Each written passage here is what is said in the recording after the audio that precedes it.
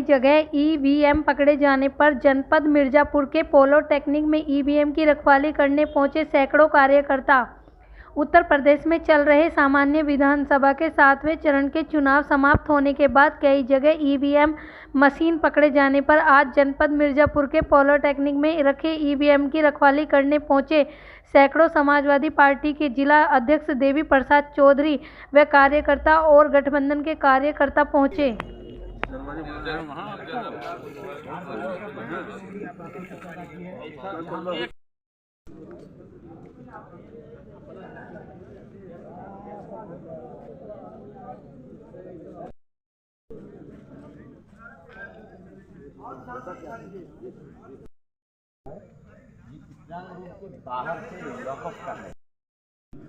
जी, अपना परिचय बताएं। मेरा नाम रोहित शुक्ला लल्लू है। मैं 397 मझवा विधानसभा से समाजवादी पार्टी का प्रत्याशी। ये बताएं कि आज आप लोग पॉलिटेक्निक में एकत्रित हुए हैं 3 रात में, क्या है, किस लिए आए हैं? देखिए, आज की बात नहीं है। कल जब से ईवीएम मशीनें लौट के आई हैं तब से हम लोग यहाँ रात में रुके हैं और हम लोग का मेन उद्देश्य है कि अपने ईवीएम की रक्षा करना। ये बताएं कि कुछ जगहों पे ईवीएम पकड़ी गई है गाड़ी में, इसके लिए क्या कहना चाहेंगे? लोकतंत्र की हत्या है, आप लोग जानते हैं। जहाँ अभी आपके जैसे हमारे पत्रकार साथी ने एक नमक रोटी दिखाया था और उस पत्रकार साथी को जेल तक भेजने का काम किया इस सरकार ने। तो ये लोकतंत्र की हत्या करने के लिए ये बीजेपी वाले लगे हैं।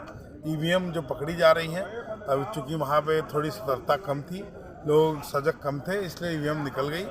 लेकिन जब से ये घटना घटी है और जब वो पकड़ ली गई हैं, हमारे पार्टी के राष्ट्रीय अध्यक्ष जी का आदेश है कि सारे समाजवादी साथी अपने अपने जाए जहाँ पे मतगणना होगी वहाँ रहे। हालांकि हम लोग कल रात से ही हैं, तो हम लोग यहाँ सजग हैं। जी, अपना परिचय बताएं। देवी प्रसाद चौधरी, ये बता समाजवादी पार्टी मिर्जापुर। ये बताएं कि आज आप लोग पॉलिटेक्निक पे इतना रात में एकत्रित हुए हैं, क्या है पूरा, किस लिए है? ऐसा है कि सोनभद्र के जनपद में, बनारस में, बहुत ऐसे जनपदों में जिस तरह से ईवीएम के साथ छेड़छाड़ किया जा रहा है, अदला बदली का कार्रवाई हो रहा है, हम लोग को देखने के बाद ये लगा कि सरकार इस समय केवल बेईमानी पर तुली हुई है और हम उनके इस मंसूबे को कभी कामयाब नहीं होने देंगे, चाहे कुछ हो जाए। हमारे पार्टी के सभी नेता, सारे कार्यकर्ता, हमारे सभी प्रत्याशी इस समय यहाँ मौजूद है। पॉलिटेक्निक में ईंट का जवाब पत्थर से दिया जाएगा, चाहे जान चली जाए, ईवीएम में छिड़कानी कतई नहीं होने देंगे। अच्छा बताएं, लगभग यहाँ कितने कार्यकर्ता आप लोग के साथ जमा हैं? देखिए, अभी क्या देखें आप, अभी तो तेल में शुरू हुआ है, अभी तो आना शुरू हुआ लोगों का, अभी क्या देखें आप। अच्छा, प्रशासन के यहाँ क्या व्यवस्थाएं की गई हैं? प्रशासन, अभी तो प्रशासन कुछ नहीं कर रहा है, इसीलिए मैं बैठा हूँ यहाँ कर रहा हूँ कि कोई प्रशासन कुछ करने न पाए। वो क्या करेंगे, जब हम लोग रहेंगे तो कैसे करेंगे?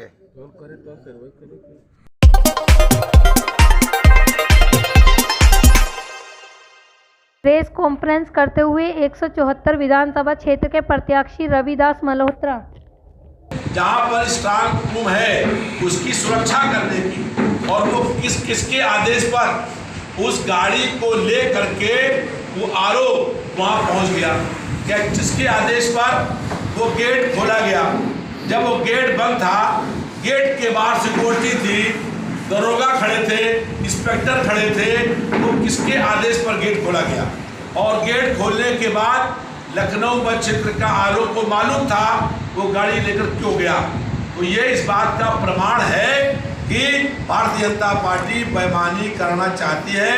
हम बेईमानी को रोकने के लिए, लोकतंत्र की रक्षा करने के लिए हम लोग संघर्ष करने का काम कर रहे हैं। आज से 47 साल पहले ऐसे ही देश में आपातकाल लगा था और तत्कालीन सरकार ने भी ऐसे ही वोटों को लूटने का काम किया था, तब देश में आपातकाल लगा था। हम लोग 20 महीने लगातार आपातकाल में लोकतंत्र की रक्षा करने के लिए जेलों के अंदर बंद रहे थे।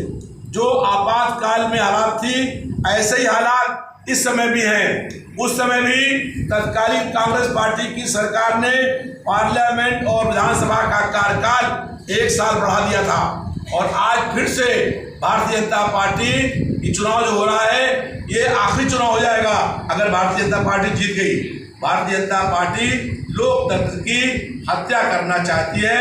हम लोग किसी भी कीमत में लोकतंत्र की रक्षा के लिए हर कुर्बानी और संघर्ष करने को तैयार हैं। सर, अगर बेईमानी से आपकी हार होती तो अगला कदम क्या होगा आपका?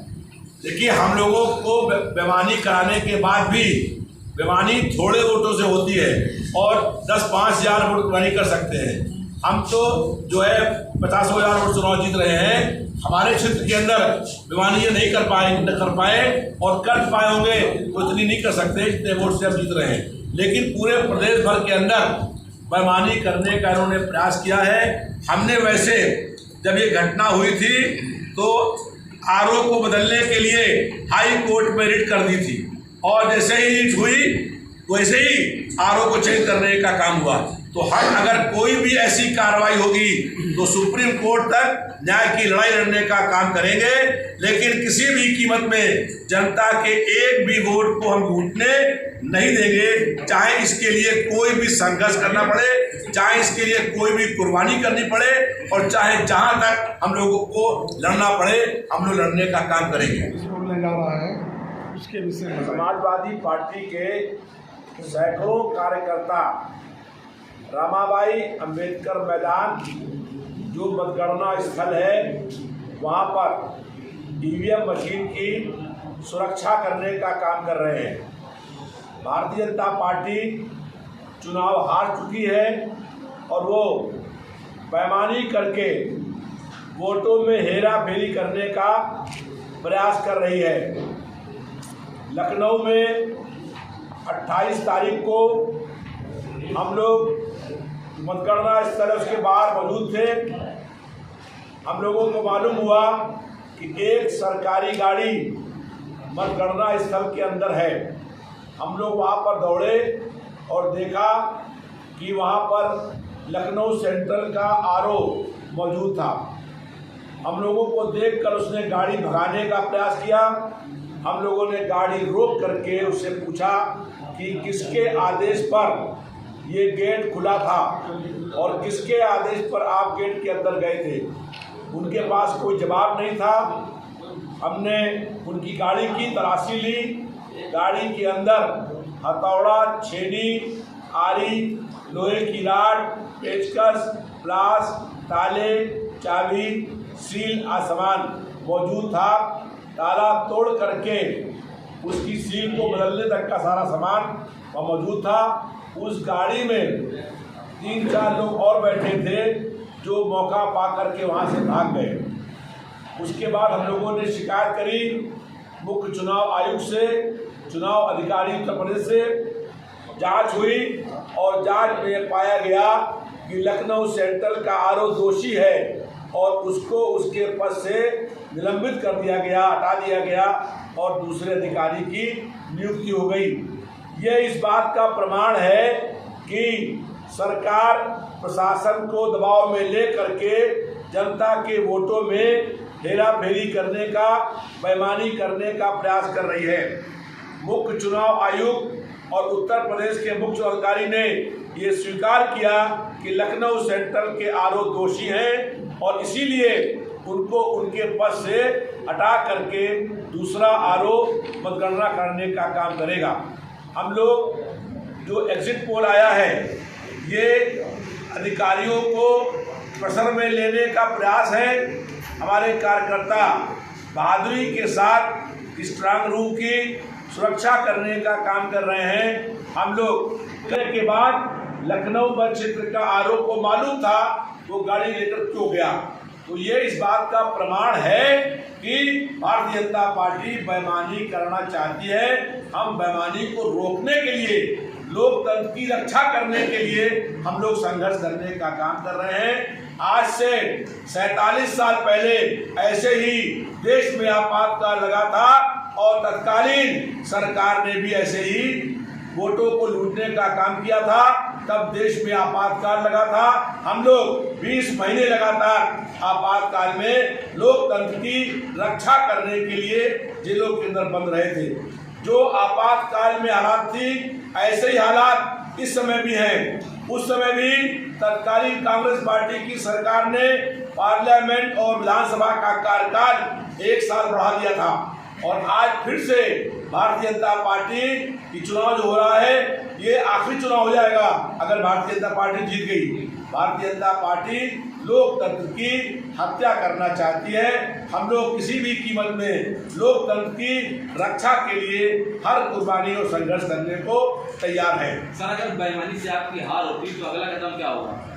देखिए, हम लोगों को बेईमानी कराने के बाद भी बेईमानी थोड़े वोटों से होती है और 10-5 हज़ार वोट नहीं कर सकते हैं। हम तो जो है 50,000 वोट चुनाव जीत रहे हैं। हमारे क्षेत्र के अंदर बेईमानी ये नहीं कर पाए और कर पाए होंगे तो इतनी नहीं कर सकते जितने वोट से जीत रहे हैं। लेकिन पूरे प्रदेश भर के अंदर बेईमानी करने का इन्होंने प्रयास किया है।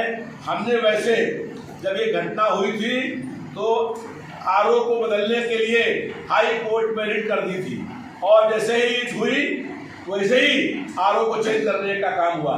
तो हम अगर कोई भी ऐसी कार्रवाई होगी तो सुप्रीम कोर्ट तक न्याय की लड़ाई लड़ने का काम करेंगे, लेकिन किसी भी कीमत में जनता के एक भी वोट को हम टूटने नहीं देंगे। चाहे इसके लिए कोई भी संघर्ष करना पड़े, चाहे इसके लिए कोई भी कुर्बानी करनी पड़े और चाहे जहां तक हम लोगों को लड़ना पड़े हम लोग लड़ने का काम करेंगे। ठीक है।